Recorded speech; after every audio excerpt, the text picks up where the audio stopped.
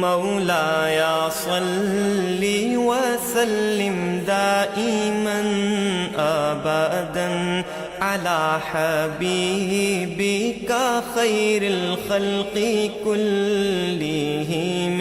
سامعین کرام، آج کی نشست کا موضوع آخر کیوں ہم اپنی زندگی اللہ کی مرضی سے گزاریں؟ یہ بہت اہم سوال ہے، چونکہ اس سوال کی اہمیت سے ہم آگاہ نہیں ہیں اور نہ آگاہ ہونا چاہتے ہیں۔ یعنی زندگی کے حقیقی مقصد کی نہ تو ہمیں معلوم ہے اور نہ معلوم کرنا چاہتے ہیں، اور یہ بہت ایک شرمناک بات ہے سامعین کرام، بہت شرمناک بات ہے اور بہت نقصان دہ بات ہے۔ ایک چیز کہ آپ جب تک ایک چیز کے فائدے سے آپ آگاہ نہ ہوں تو اس سے وہ فوائد آپ حاصل ہی نہیں کر سکتے۔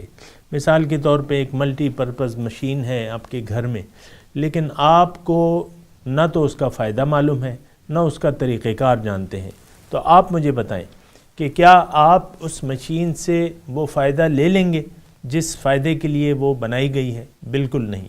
اللہ تعالیٰ نے ہمیں جو زندگی دی ہے، یہ ایک بہت بڑا فائدہ ہے اس کا، اور پھر اس کا ایک خاص طریقہ استعمال ہے، یعنی اس زندگی کو گزارنے کا ایک خاص طریقہ ہے۔ یہ زندگی کس نے دی ہے ہمیں کس نے پیدا کیا ہے؟ اس کا ایک بہت بڑا فائدہ ہے، اور وہ فائدہ کیا ہے؟ اللہ سے ملاقات۔ سبحان اللہ، سبحان اللہ۔ اللہ سے ملاقات، اللہ کا دیدار، اللہ کی رضا اور اللہ کی ملاقات، یہ سارے مقاصد ہیں۔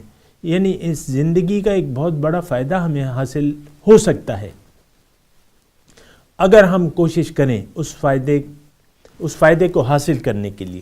اس فائدے کو حاصل کرنے کے لیے جو میں نے آپ کو بتایا ہے، اس کے لیے ہمیں وہ طریقہ جاننے کی ضرورت ہوگی جس طریقے پر ہم عمل کر کے اس مقصد کو پا سکتے ہیں۔ آج کا موضوع بھی یہی ہے کہ آخر کیوں ہم اللہ کی مرضی کے مطابق اپنی زندگی گزاریں۔ تو دیکھیں، اللہ تعالیٰ نے ہمارا جو مقصود ہے، ہماری جو معراج ہے، وہ ایک خاص بات میں پوشیدہ ہے، اور وہ خاص بات کیا ہے کہ ہم زندگی اللہ کی مرضی سے گزاریں، اپنی مرضی سے نہ گزاریں۔ اللہ کی مرضی اب کیا ہے؟ اللہ تعالیٰ نے اپنی مرضی قرآن کی صورت میں ہمیں بتا دی ہے، اور پھر ہمیں یہ بھی ہدایت کی ہے کہ اگر تم قرآن پر عمل کرنا چاہتے ہو تو اپنی مرضی سے تم عمل نہیں کرنا، بلکہ تم حضور کی زندگی کو اپنا لینا۔ ان کنتم تحبون اللہ فاتبعونی یحببکم اللہ۔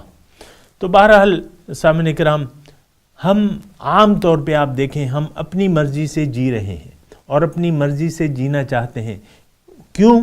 کہ ہماری منزل بدل گئی ہے، ہم نے جھوٹ کو اپنی منزل بنا لیا ہے، ہم نے باطل کا سودا کر لیا ہے، ہم نے اخروی زندگی بیچ کے دنیاوی زندگی کا سودا کر لیا ہے۔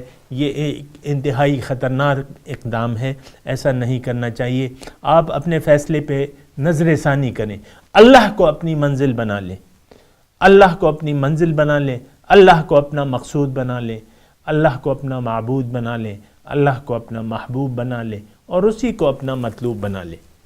اب اگر آپ ایسا کرنا چاہتے ہیں کہ اللہ کو آپ منزل بنا کے زندگی گزارنا چاہتے ہیں اور آخرت میں اللہ کی ملاقات کرنا چاہتے ہیں، تو پھر آپ کو اپنی زندگی اللہ کی مرضی سے گزارنی ہوگی۔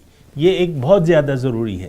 اگر جس شخص نے بھی، یہ بات نوٹ کر لے، جس شخص نے بھی زندگی اپنی مرضی سے گزاری تو وہ ناکام ہو گیا، لیکن جس شخص نے اپنی زندگی اللہ کی مرضی سے گزاری وہ کامیاب ہو جائے گا۔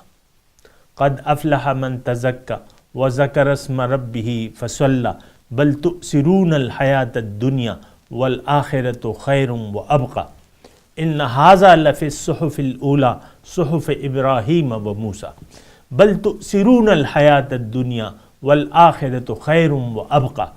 یہ ساری باتیں قرآن میں موجود ہیں، اور حقیقت کا آپ کو علم ہونا چاہیے کہ حقیقت کیا ہے۔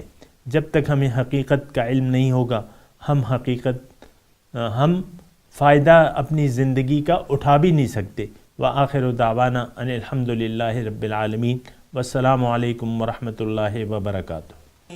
مولاي صل وسلم دائما أبدا على حبيبك خير الخلق كلهم.